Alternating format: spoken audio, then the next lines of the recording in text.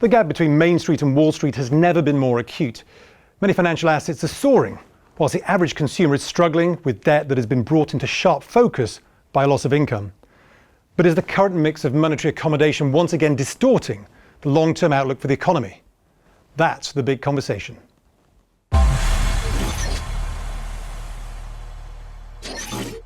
In March, Spain experienced a 9.4% surge in bankruptcy rates amongst its small businesses. That was according to a report by Thomson Reuters. And considering that the crisis was probably at its deepest in April, we should expect these numbers to rise dramatically. And this won't be an isolated experience either. Other regions have been hit equally hard, although measures in UK and Germany, plus the difficulty of entering filings during a period of lockdown, have meant that bankruptcies in these regions have actually fallen. In Japan, on the other hand, Reuters reports that coronavirus has pushed 141 companies into bankruptcy since February, mainly in the travel and leisure sector. Now, the sort of level of balance sheet impairment at the household, corporate and government level will be one of the key drivers of economic growth over the next few months.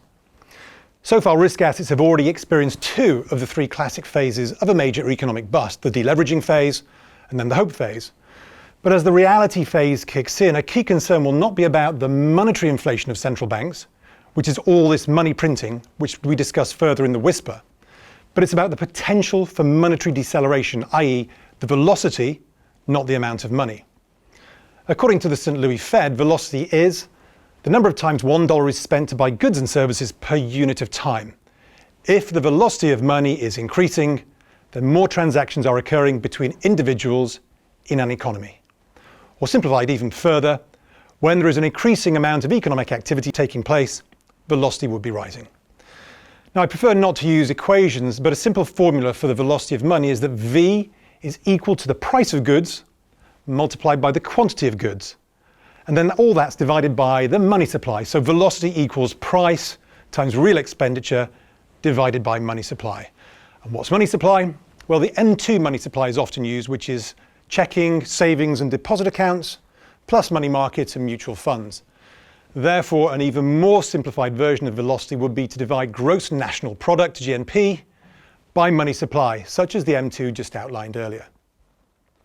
In this chart, showing the central bank balance sheet versus the velocity of money, we can see the economic fragility that had persisted before the coronavirus.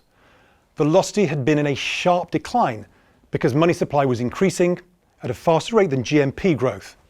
What that means is that each new unit of so-called stimulus was having a lower and lower return on growth.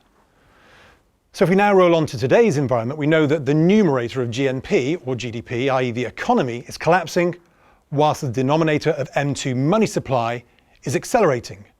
Therefore, velocity will fall much further because corporates will offset lost revenues and start to hoard cash in anticipation that their future revenues will fall. Households will start to plug their own shortfall in savings and try to offset the debts that they had built up over the preceding years. And all this is going to be deflationary. In this chart, we can see the relationship between the year-on-year change in CPI and the year-on-year changes in the velocity of money. It implies that US CPI is going significantly lower, perhaps even as low as we saw in 2008, even if peak economic contraction is now behind us. Now, to avoid deflation, governments need to stimulate aggregate demand to levels that are above and beyond where they were prior to the virus.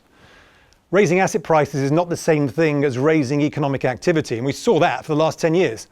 Cash flows from governments to the private sector, that's corporates and households, are merely filling the void, helping to stabilise, but not to stimulate the economy, because that real economy of businesses and households is preoccupied with firstly plugging the immediate liquidity crisis, such as paying today's mortgages or rent, and then secondly hoarding cash in anticipation of future solvency issues, such as a decline in income and revenues.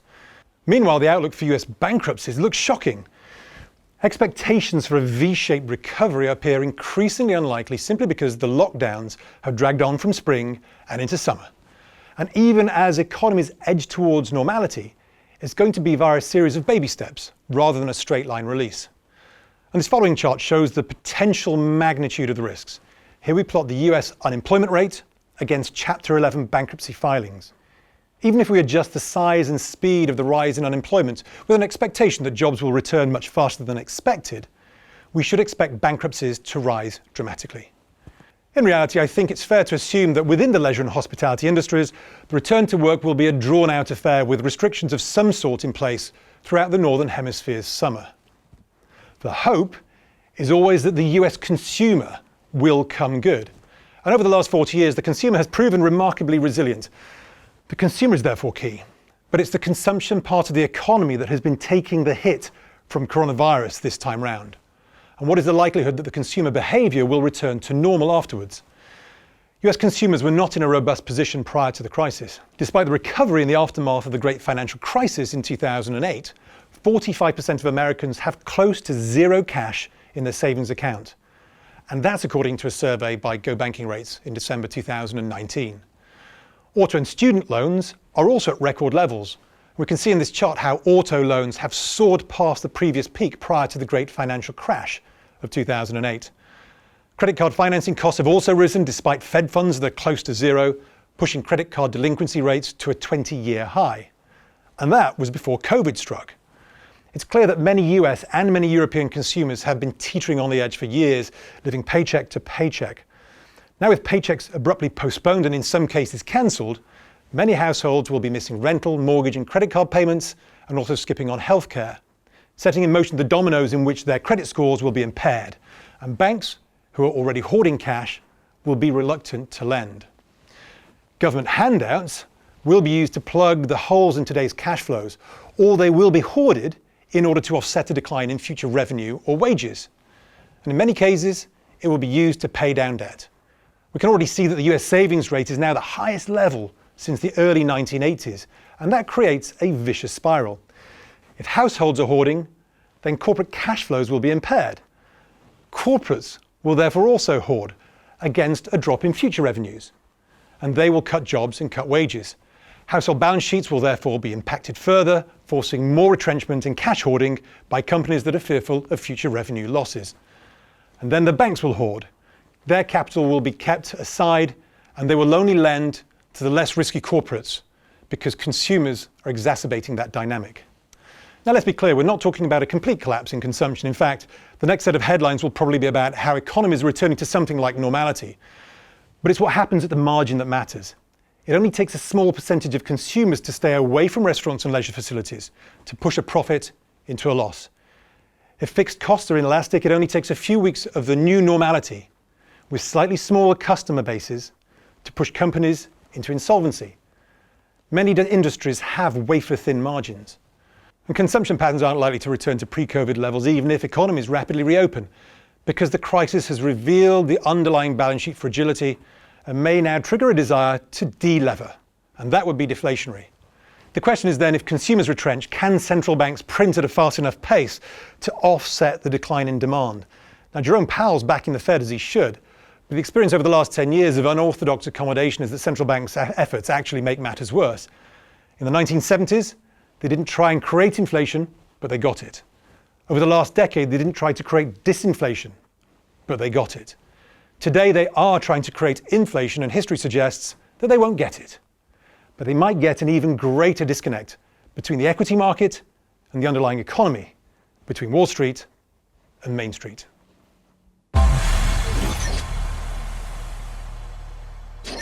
There's a lot of chatter about the performance of the US equity market when compared to the outlook for the broader economy, and in particular, the consumers we've just discussed.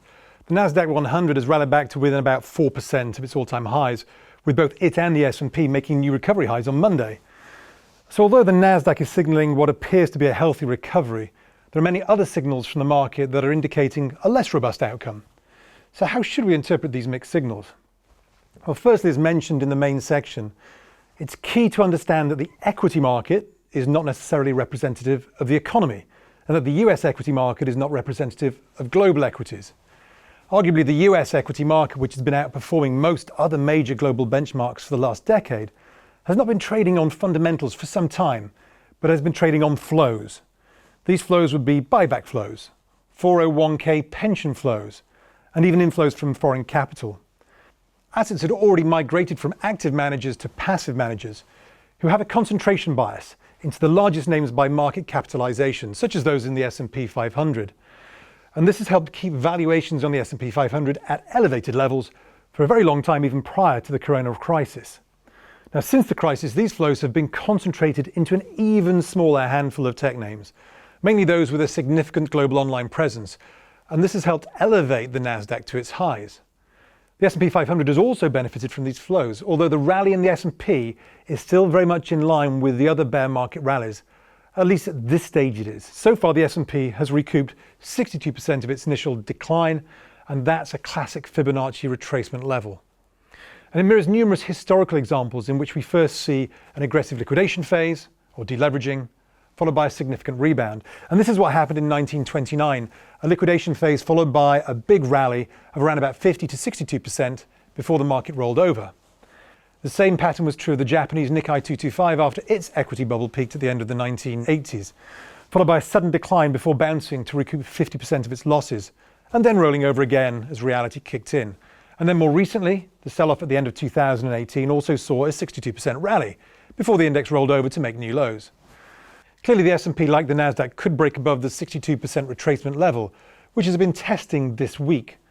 But at this stage it is still perfectly in line with numerous historical examples of how a market might perform through a classic equity bust. The Nasdaq itself is not a play on the macroeconomics, but on the performance of only a handful of stocks. But when we look around at the rest of the world, the dominant performance of large-cap US markets is clear.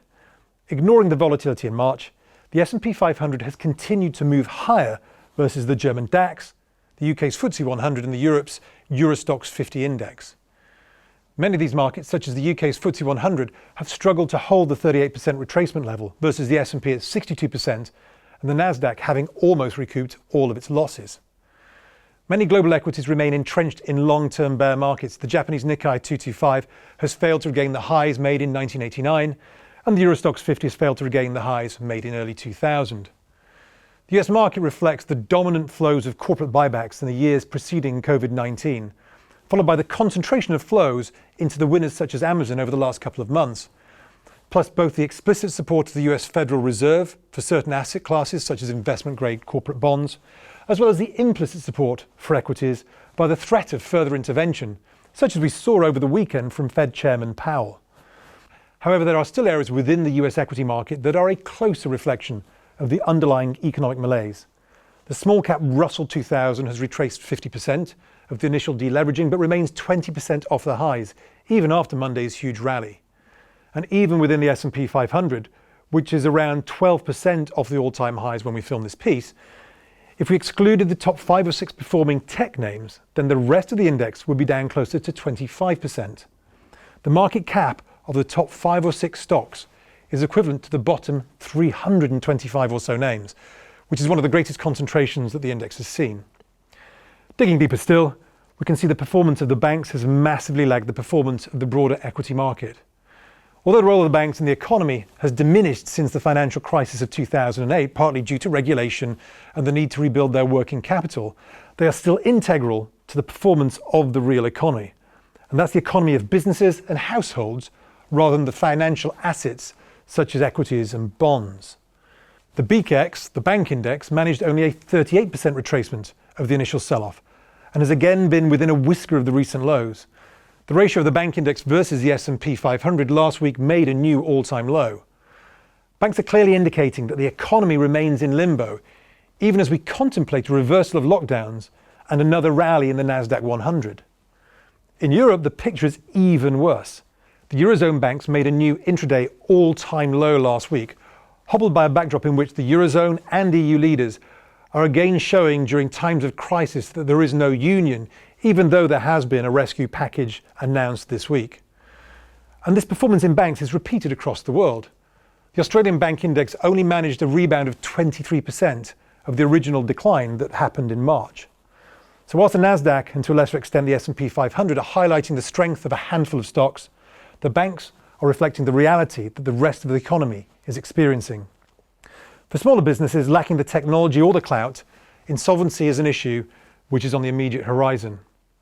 Lower or negative interest rates were already a challenge for banks, but the potential wave of global insolvency is clearly being reflected in both their relative and absolute prices, even whilst a handful of stocks, at least in the US, give the impression that the economy appears to be anticipating a rapid rebound in activity.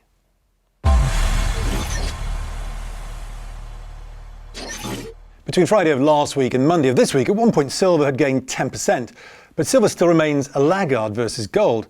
And Monday's squeeze higher in precious metals was in response to US Federal Reserve Chairman Powell's weekend comments on the US show 60 Minutes, in which he outlined the policy tools at his disposal. And in many ways, we shouldn't be surprised at his enthusiasm for printing. This has become enshrined in many central banks' emergency rule books.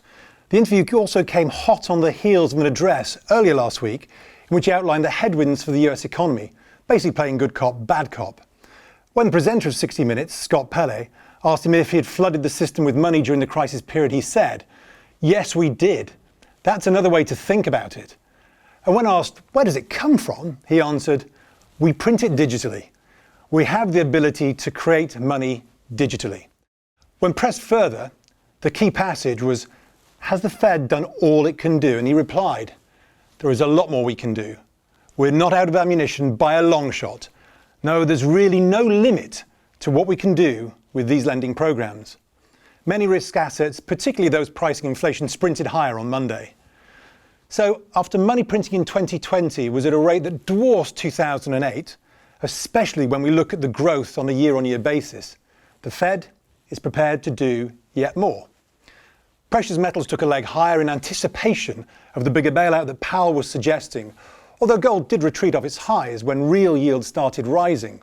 But for silver, there is still some considerable catching up to do. Silver has many industrial uses, and when liquidations impacted all risk assets in March, the precious metals with industrial uses were particularly badly hit. And even gold was impacted by margin calls.